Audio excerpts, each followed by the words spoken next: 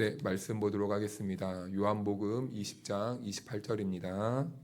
도마가 대답하여 이르되 나의 주님이시요 나의 하나님이시니이다. 아멘. 할렐루야. 하나님의 은혜와 평강이 우리 모두에게 함께 하기를 축복합니다. 네, 우리는 지금 예수 그리스도가 누구신지, 그리고 예수님은 어떤 일을 하셨는지, 그리고 예수님은 지금 무슨 일을 하시는지, 그리고 우리가 예수님을 믿어야 하는 이유, 이런 지식적인 측면들을 먼저 배웠는데, 먼저 우리가 예수님은 누구십니까? 라고 했을 때 성경에서 증언하는 것은 예수님은 하나님의 아들이시면서 동시에 하나님이셨다라는 것을 이렇게 성경에서 증언해 주셨습니다. 그리고 예수님은 무슨 일을 하셨는가라고 보니까 이 땅에서는 선한 일을 하시고 마귀에게 눌리고 붙잡힌 자들을 풀어주시는 그 일을 하셨습니다. 그리고 예수님은 이 땅에서 십자가에 못 박혀 돌아가셨는데 그 못 박혀 주신 목적은 무엇이냐면 바로 저와 여러분들 때문에, 죄인인 저와 여러분들 때문에 우리 주님이 십자가의 제물이 되셔서 우리가 죽어야 될 그 자리에 대신 죽어주심으로 우리가 구원을 얻었다라는 것을 나누었습니다. 그래서 그 죽으신 예수님은 그럼 지금 무슨 일을 하고 계시는가라는 것을 나누어 보았을 때, 우리 예수님께서는 죽음에서부터 3일 만에 부활하셨고 지금 하나님 우편에 앉아 계시다라는 것을 성경이 증언해 주셨습니다. 그래서 하나님 우편에서 그냥 앉아서 우리들의 삶을 관망하고 계시는 것이 아니라 여전히 하나님과 함께 우리들의 이 세상을 통치하시고 주장하시는 일을 감당하고 계신다라는 거예요. 그래서 교회의 머리가 되시고, 교회의 머리가 되신다는 것은 곧 우리의 머리가 되어 주신다는 거예요. 우리가 가야 될 길을 알려주시고 우리를 이끌어 주시고 우리의 구원을 완성해 주시는 일을 하기 위해 하나님은 지금 하나님 나라의 보좌 우편에 앉아 계시다라는 거예요. 그래서 우리는 예수님을 믿어야 되는데, 첫 번째는 하나님이 세상을 사랑하신 것처럼 우리를 사랑하신다라는 것과, 그리고 독생자를 내어주심으로 우리들에게 영생을 주신 분이 바로 하나님의 아들 예수님이시다라는 이 사실을 우리는 믿어야 된다는 것을 말씀드렸어요. 그래서 그 다음에 넘어가서 우리가 감정적인 이 측면이 있다라는 것을, 신앙생활할 때 감정적인 체험도 있다라는 것을 나누었죠. 그래서 하나님의 말씀을 들을 때 사람들은 각각의 다른 종류의 감정적인 반응을 일으켰습니다. 베드로가 복음을 전했을 때 사람들은 마음을 찢고 돌이켜 회개했어요. 그런데 스데반이 똑같은 복음을 전했지만 사람들은 마음에 격분해서 스데반을 돌로 치는 이러한 모습을 보여주었습니다. 이렇듯 사람들에게는 각각의 감정이 존재하고 우리들에게도 그런 감정이 있다라는 거죠. 이래서 감정의 반응은 각각 다르게 나타날 수도 있다라는 것을 성경에서 여러 가지 모습으로 보여주었어요.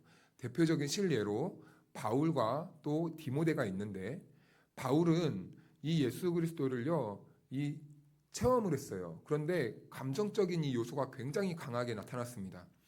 다메섹에 가고 있는데 빛으로 오신 예수 그리스도를 만났죠. 체험했어요. 감정적으로 이런 체험들을 한 것입니다. 그래서 그 예수님을 봄으로써 알게 되었죠. 이것은 특별한 사건이 아니라, 누구에게나 경험되는 사건이 아니라 바울과 같은 이런 사람들에게 나타나는 현상이 있을 수도 있고, 우리 교회 안에서도 이러한 체험을 하신 분들이 있을 것입니다. 그런데 이와는 다르게 또 다른 이런 체험을 하시는 분들이 있는데, 바로 디모데와 같은 사람이죠. 디모데는 어려서부터 할머니와 외할머니와 그리고 어머니에게 신앙교육을 받습니다. 특별한 짜릿한 어떤 강력한 이런 체험, 신앙의 체험은 없었어요. 그런데 말씀의 가정에서 말씀을 듣다 보니 말씀이 자연스럽게 나의 삶에 믿어지고 뿌리 내려서 말씀의 삶을 사는 것이 거부감이 없게 되었다는 것이죠. 이렇게 우리가 하나님을 믿는 것도 어떤 사람들은 강력한 체험에 의해서, 감정의 체험에 의해서 믿어지는 사람도 있는 반면에, 어떤 사람들은 그냥 잔잔하게 그 믿음의 가정에서 그렇게 말씀을 듣다 보니 내 안에 믿음이 자연스럽게 자라는 경우도 있었다라는 것입니다. 그래서 이 감정이라는 것은 결국 무엇이라고 했습니까? 이 말씀과 믿음의 결과물이 감정이라는 거예요. 우리가 감정이 짜릿해서 믿어지는 게 아니라 결국에는 이 말씀과 믿음의 결과물로 주어지는 것이 이 감정이라는 겁니다. 그래서 우리가 신앙생활할 때 경계해야 될 것이 있다면 이 감정 의존의 신앙생활입니다. 감정을 의존하면서 신앙생활하는 거예요. 그래서 말씀을 들을 때도 우리가 이 말씀을 수용하는 게 아니라 이 말씀을 들을 때 내 마음을 터치해줘야 돼요. 만져줘야 돼요. 누구러뜨려줘야 돼요. 이런 감정의 경험이 있어야지만 우리가 오늘 은혜 받았네. 그런데 꼭 그런 측면만이 우리들의 신앙생활의 이 주가 아니다라는 거예요. 그리고 기도할 때도 우리가 감정적인 어떠한 변화를 이끌어내야지만 우리가 기도 잘했다라고 생각하는 경우가 있는데, 그러한 근거로 신앙생활을 하는 것은 어쩌면 위험할 수도 있겠다라는 것을 지난주에 말씀드렸습니다. 그래서 오늘은 세 번째로는 신앙생활할 때 하나님께서는 우리들의 이 의지적인 결단도 사용하신다는 거예요. 그런데 우리가 이것을 오해하면 안 됩니다. 내가 결단하는 게 아니에요. 우리 안에 있는 이 의지를 하나님께서 은혜를 주셔서 우리가 결단하게끔 만드신다는 겁니다. 이 의지적인 측면을 하나님이 이용하신다는 거예요. 그래서 이건 다릅니다. 내가 믿고 잘해야지가 아니라 주님이 은혜를 주셔서 그 은혜로 내가 이렇게 살아야 되는구나.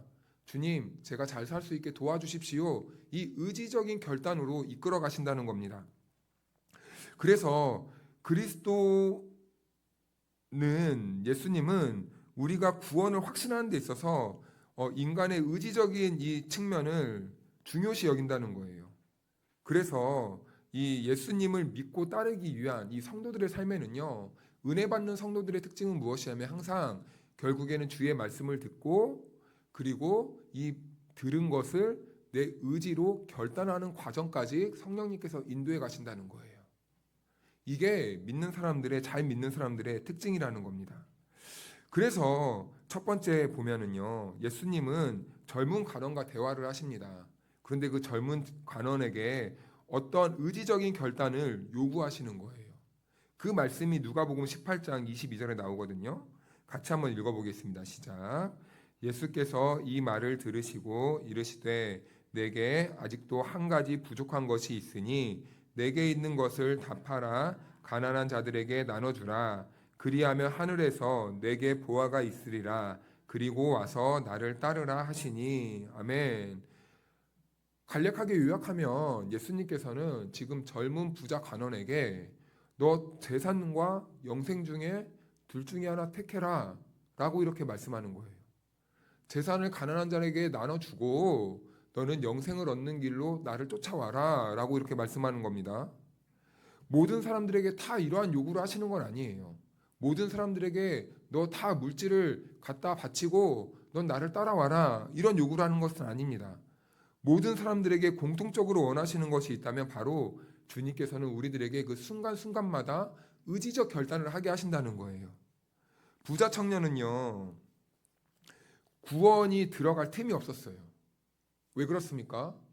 이 구원, 영생을 얻는 것보다 이 땅에서 필요한 물질이 이미 그 청년의 중심의 주인이었기 때문입니다. 그렇다면 우리는 이 청년에게 하신 그 예수님의 말씀을 우리들에게 비유했을 때 우리 안에 가장 사랑하고 있는 것이 무엇인지, 우리가 구원을 얻는 것이 가장 우리가 삶에 있어서 유일한 목적이 된다면 그 구원을 이루어가는 그 삶으로 나아가는 그 방향성을 맡고 있는 내 안에 그 장애물, 내가 가장 가치 있게 여기는 것들, 내가 가장 중요시 여기는 것들, 그것이 무엇이냐라는 겁니다. 어떤 사람들은 우리가 쉽게 말하면 자녀들이 될 수 있어요. 자녀 때문에 신앙생활도 포기해요. 자녀 때문에 기도 생활을 포기해버리는 거예요. 자녀 때문에 주님 따르는 것을 포기해버리는 거예요. 이런 분들도 있고, 또 어떤 분들은 내 자존심 때문에 내가 주의 말씀을 순종 못하겠습니다. 이래버리는 겁니다. 내 자존심 때문에. 이런 분들은 자기 자녀가 주인이 되는 거고 내 자아가 주인이 되는 거예요. 이것은 꼭 물질만을 우리에게 말씀해 주는 것이 아니라 이런 류의 신앙생활을 하는 사람들이 있다라는 것입니다. 그런데 그런 사람들에게 우리 주님은 그것을 버리고 나를 따르라. 왜냐하면 나를 따르는 것에 구원이 있고 영생이 있기 때문이다 라고 말씀해 주고 있는 것이죠. 그래서 우리는 이러한 말씀을 들을 때 우리 주님께서는 우리들에게 질문하세요. 지금 너는 이런 상태에 있고 나는 이런 길을 가기를 원하는데 어떻게 할래? 라고 항상 우리들에게 질문합니다. 그러면 우리들은 약간 믿음이 충만할 때는 주님 따르겠습니다 하지만 우리가 좀 연약해지고 시들시들할 때는 주님 지금은 아닌 것 같아요. 조금만 더 벌고요. 제가 조금만 더 이것만 좀 해놓고요. 우리 아들 조금 있으면 고3 끝납니다. 고3 끝나고 이제 좀 있으면 군대 가니까 그때부터는 제가 주님께 충성 봉사하겠습니다. 근데요, 제가 교회 생활을 해보니까 잘 안 돌아오시더라고요. 순간에 그때 그 요청을 피해가기 위한 하나의 핑계였지 아들이 군대 가도 안 오시더라고요. 네. 대학을 원하는 대학을 들어가도 안 오시더라고요. 안 오세요. 아무튼 이 영생보다 현세에 더 목적을 두고 살아가는 사람들의 특징이라는 겁니다. 그래서 우리 주님께서는 항상 우리들에게 이런 의지적 결단을 요구하시는 거예요. 어떻게 할래? 힘들어도 한번 살아보지 않을래? 힘들어도 한번 결단하지 않을래? 힘들어도 한번 해보지 않을래? 자꾸 이런 우리의 의지를 결단할 수 있도록 도와주신다는 거죠. 그런데 더 가치 있는 것을 발견한 사람들의 특징은 어떻습니까? 밭의 감추인 보아의 비유 잘 아시죠? 밭을 갈고 있었어요. 그런데 보아를 발견했습니다. 그래서 그 사람이 한 행동은 무엇입니까? 내가 하는 일이 뭐가 중요해? 내 집이 뭐가 중요해? 내 재산이 뭐가 중요해? 다 팔아! 다 가져와! 그래서 땅 주인에게 가서 제발 이 땅을 저에게 파십시오. 우리에게 예수 그리스도라는 보아가 있는데 지금 우리는 어떻게 살아가고 계십니까? 예수 그리스도라는 그 정말 귀하고 값진 보아가 우리들에게 있습니다. 우리는 그것을 얻기 위해 모든 것 다 팔아버려도 아까워하지 않아야 되지 않겠습니까? 우리 주님은 그것을 원하신다는 거죠. 그리고 예수님 두 번째 질문이 있습니다. 예수님을 만난 거지 소경이 있습니다. 어떻게 자신의 신앙의 의지를 표현했는지 한번 볼까요? 우리 누가복음 18장 39절과 41절만 읽어보겠습니다. 한 절씩 교독합니다. 앞서가는 자들이 그를 꾸짖어 잠잠하라 하되 그가 더욱 크게 소리질러 다윗의 자손이여 나를 불쌍히 여기소서 하는지라.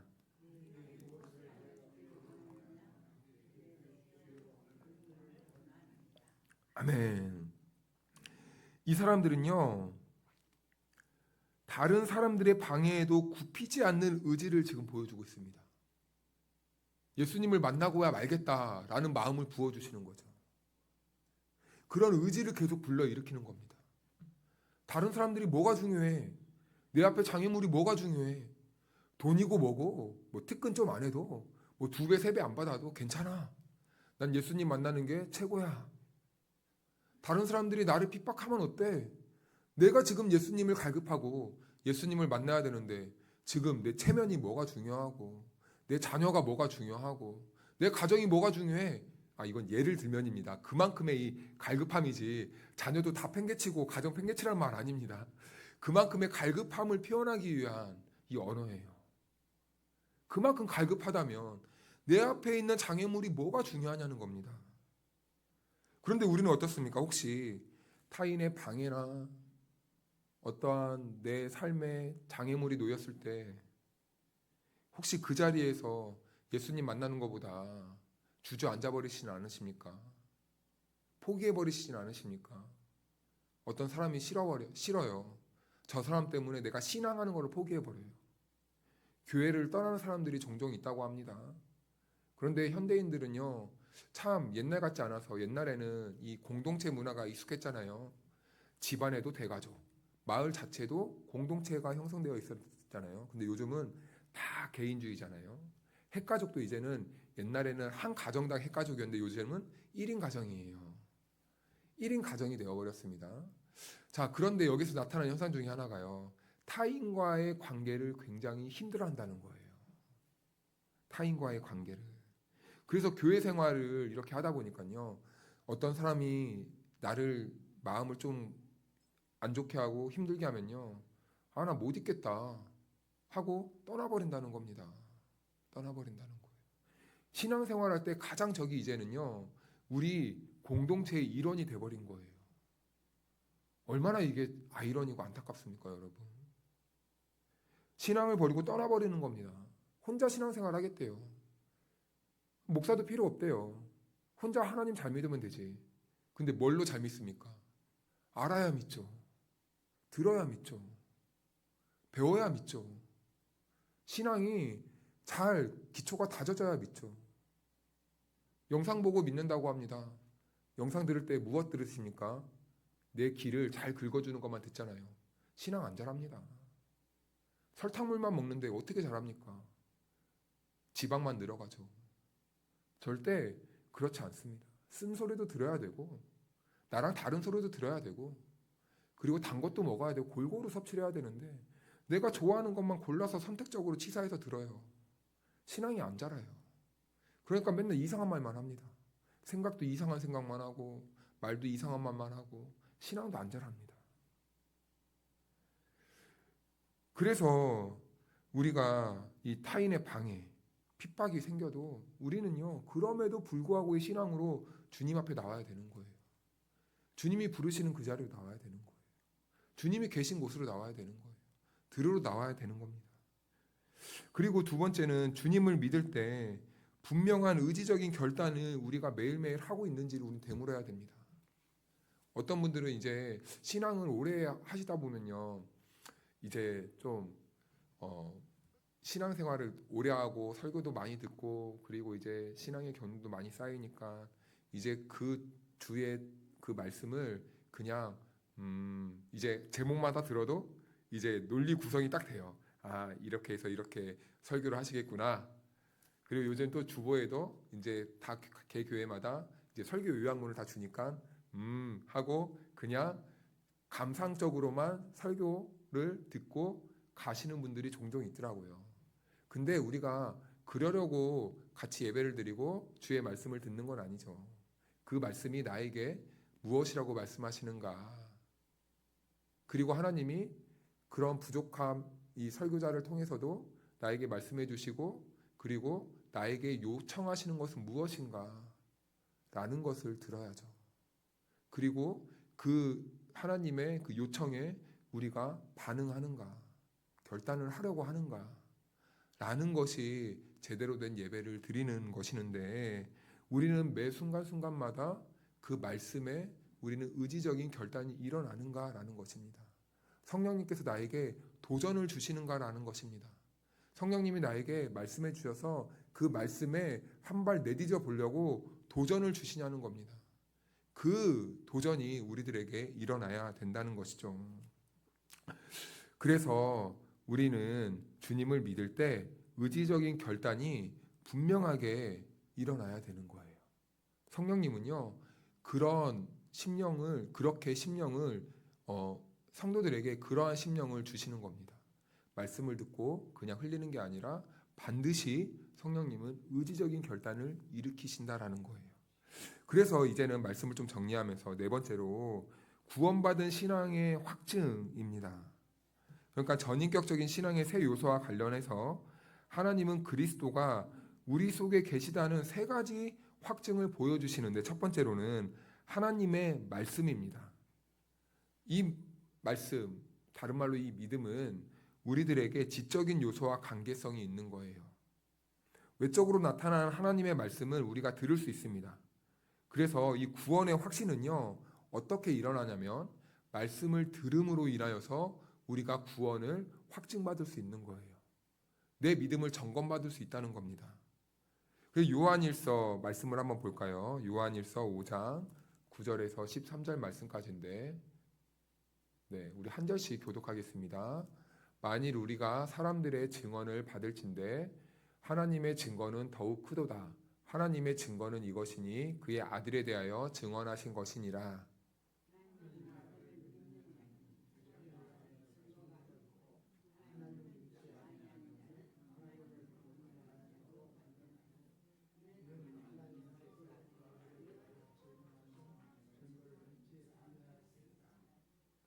또 증거는 이것이니 하나님이 우리에게 영생을 주신 것과 이 생명이 그의 아들 안에 있는 그것이니라.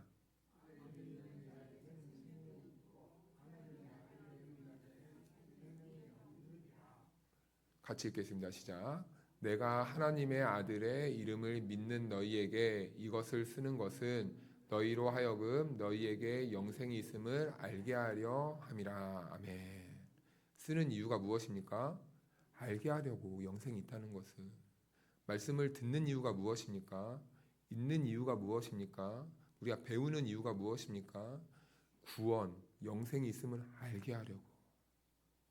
이 말씀으로 그래서 우리가 이 믿음의 근거를 얻을 수 있다는 거예요. 그리고 두 번째로는요, 성령의 내적 증거가 있습니다. 이것은 우리의 감정적인 요소를 말하는 겁니다. 그래서 성령은 우리 안에서 우리가 하나님의 자녀라는 것을 계속해서 증거를 해줘요. 우리 안에서. 우리들의 감정을 계속 이렇게 요동시켜 주십니다. 로마서 8장 16절 말씀을 한번 읽어볼까요? 같이 시작. 성령이 친히 우리의 영과 더불어 우리가 하나님의 자녀인 것을 증언하시나니. 아멘. 우리 안에서 성령님이 하시는 일은 이거예요. 이겁니다.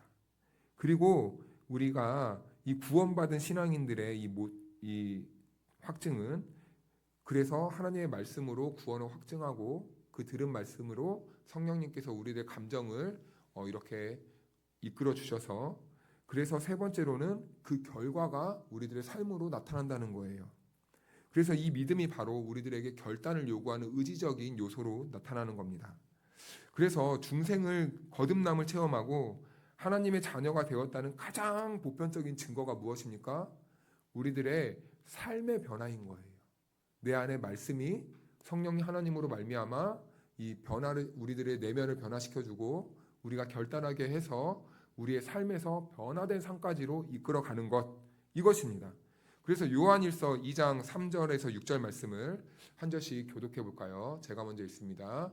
우리가 그의 계명을 지키면 이로써 우리가 그를 아는 줄로 알 것이요.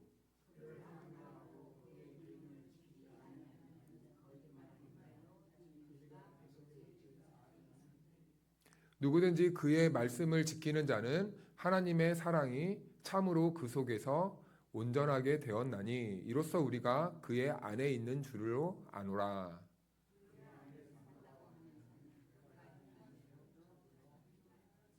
아멘. 그가 행하시는 대로 자기도 어떻게 한다고요?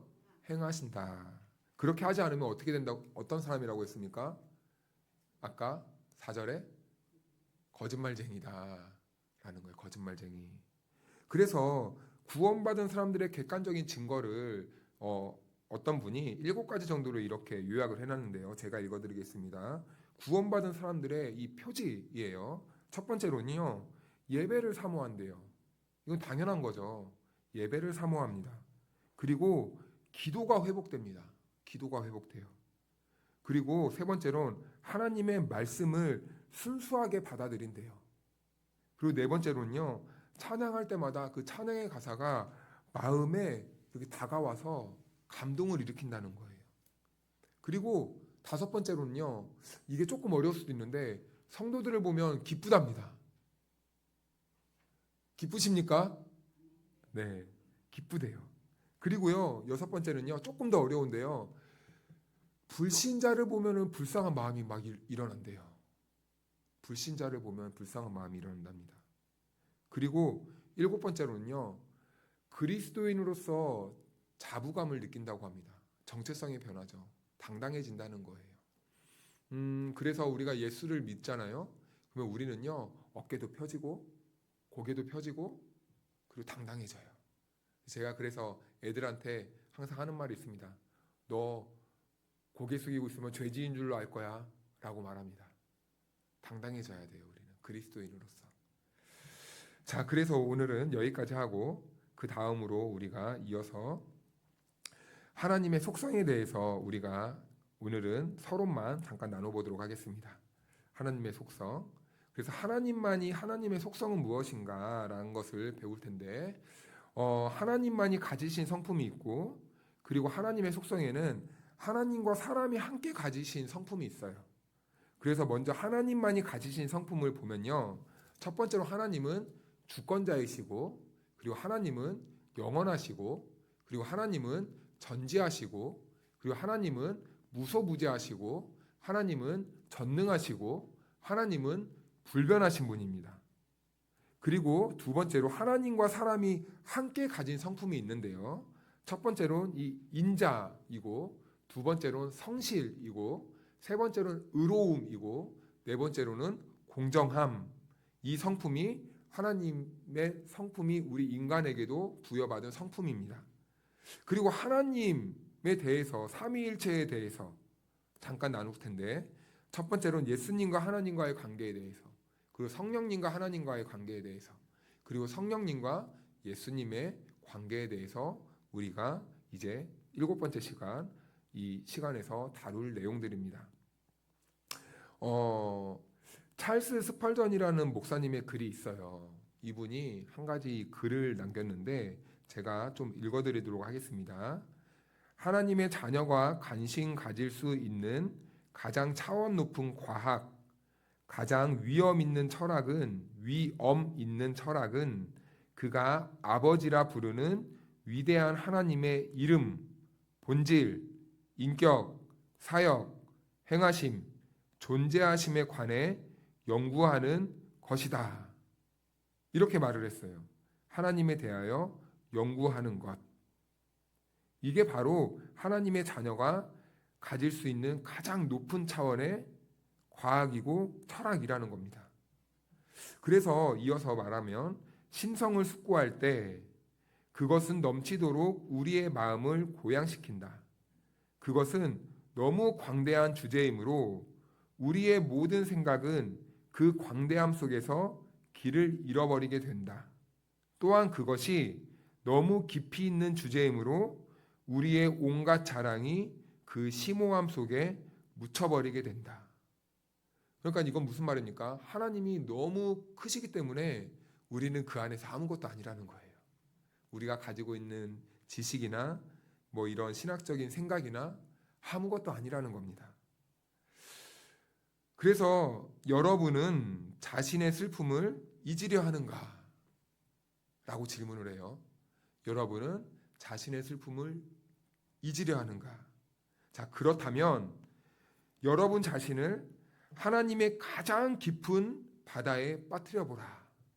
이것은 문학적인 표현인데 하나님께 맡기라는 표현입니다. 내 자신을 한번 하나님께 맡겨보라 라는 거예요. 그럼 그분의 무한하심 속에 빠져보라.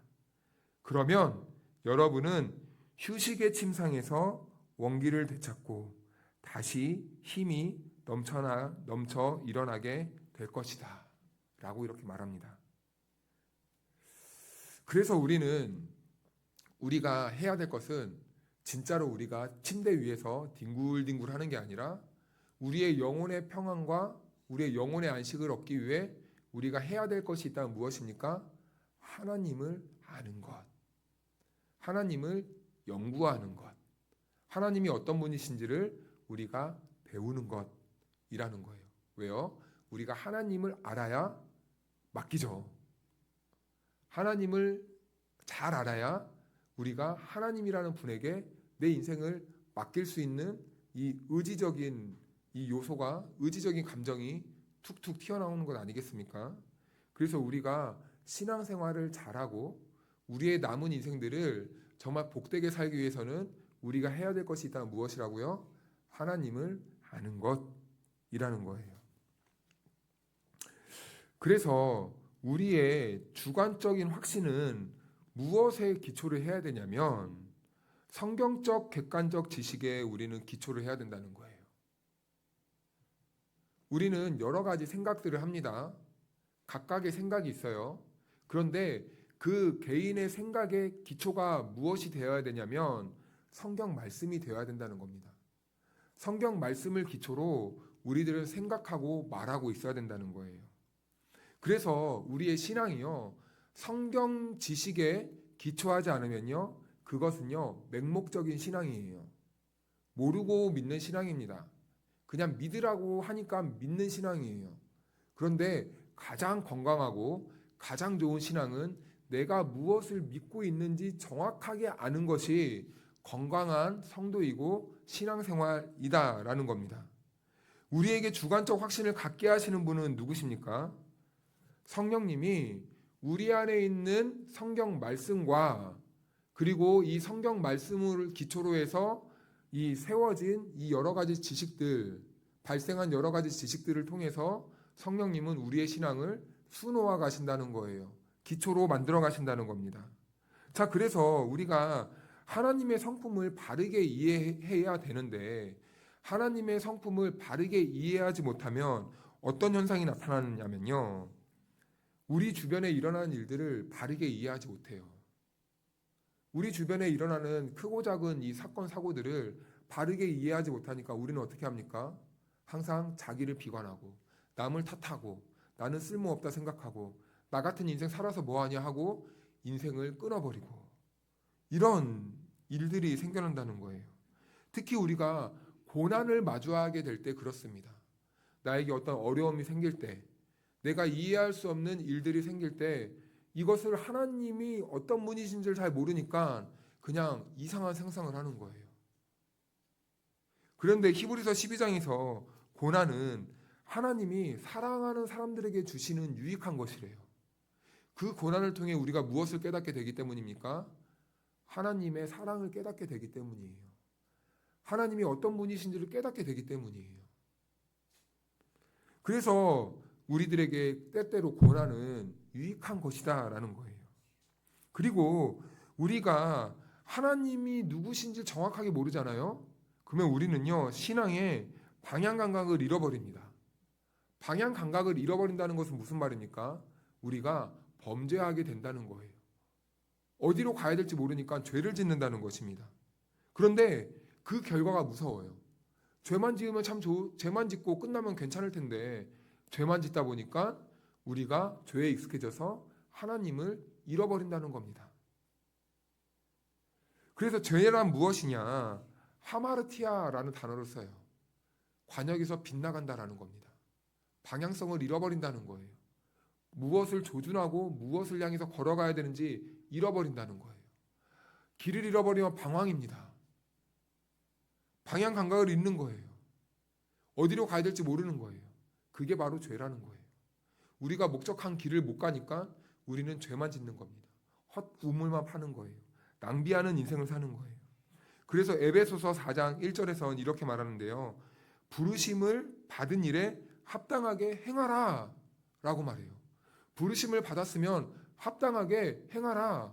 올바른 길로 가라 라는 겁니다. 성도로서 바른 길을 가라 라는 거예요. 그런데 그 바른 길을 가기 위해선 우리들에게 필요한 것이 무엇이라고요? 하나님을 아는 지식이라는 거예요. 그래서 하나님의 이 바른 성품을 하나님의 성품을 바르게 알면 우리가 어떻게 됩니까? 하나님과의 관계가 회복되는 거예요. 하나님과의 관계가 회복되면 첫 번째로 예배가 회복됩니다.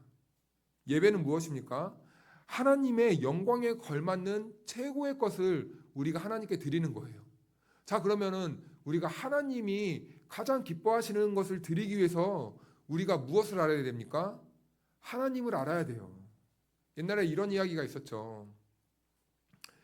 어머니가 항상 집에 이 고등어를 구워 놓으면요, 아버지와 자녀들에겐 가장 맛있는 것을 주고, 그리고 항상 어머니는 고등어만 머리만 먹는 거예요.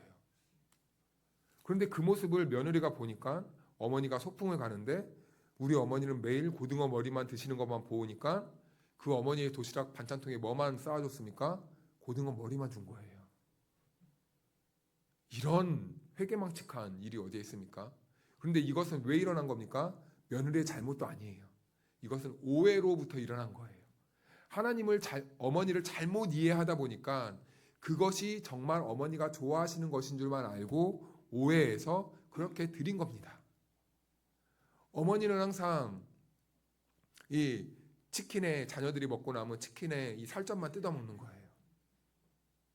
그러면서 왜 자녀들이 엄마한테 왜 그것만 먹어 하니까 엄마는 이게 좋아. 근데 그 어머니의 좋다라는 말은 무슨 의미입니까? 난 너희들이 좋은 것만 먹고 엄마는 이것만 먹어도 괜찮아 라는 의미겠죠. 누가 어떤 사람이 먹다 남은 그 더러운 것을 뼈에 붙은 것을 뜯어먹는 것을 좋아하는 사람이 어디 있어요? 어디 있어요? 그렇지 않죠. 근데 자녀들이 커서 엄마가 우리 엄마랑 치킨을 먹는데 살점만 다 이렇게 발라내고 뼈만 주는 거예요. 우리 엄마는 뼈를 좋아하니까.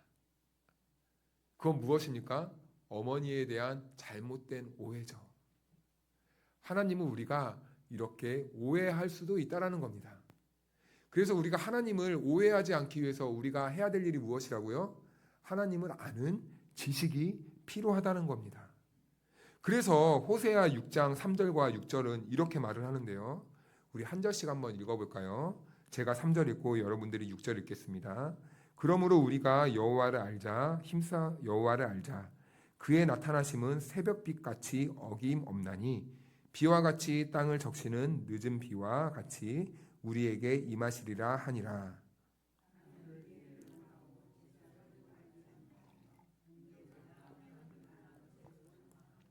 아멘. 여기서 강조하는 것이 무엇입니까? 하나님을 알아야 된다. 이스라엘은 왜 망했습니까? 하나님을 제대로 알지 못해서 망한 거예요. 그런데 어떻게 제대로 알지 못했냐면 6절 보니까 나는 제사보다 인애를 더 원한대요. 근데 우리가 또 이것을 오해해요. 그러면 우리가 사람만 사랑하면 되는구나. 제사 안 드려도 되는구나. 그게 아닙니다. 제사도 필요한데 인애가 빠졌다는 거예요. 근데 이스라엘 백성들을 어떻게 말한 겁니까? 인애를 무시해버리고 제사만 드리면 하나님 앞에 됐다라는 겁니다. 오해한 거예요. 그리고 번제보다 하나님을 아는 것을 원하노라. 하나님이 어떤 마음인지 모르는 거예요. 근데 이스라엘 백성들은 주구장창 뭔만 합니까? 예배만 드리는 거예요. 그 예배를 드리는 이유가 무엇이에요? 하나님의 마음을 알고 하나님의 뜻을 알고 하나님이 어떤 분인지 제대로 알아서 하나님이 원하시는 대로 사는 게 예배 드리는 자의 바른 모습이잖아요. 근데 이스라엘 백성들은 어쨌다고요? 그냥 제사만 드리면 되는 줄 알았어요.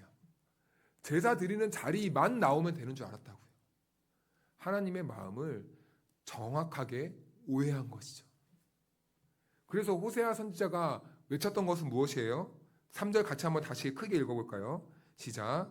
그러므로 우리가 여호와를 알자, 힘써 여호와를 알자. 그의 나타나심은 새벽빛같이 어김없나니 비와 같이 땅을 적시는 늦은 비와 같이 우리에게 임하시리라 하니라. 아멘. 여호와를 아는데 어떻게 알자고요? 힘써 알자고요. 어떻게 해요? 힘써서요. 대충 하면 안 됩니다. 대충 내가 이해한 대로 들은 대로만 알면 안 됩니다. 어떻게든지 내가 이 말씀을 바르게 이해하고 바르게 알도록 힘쓰는 거예요. 애쓰는 거예요.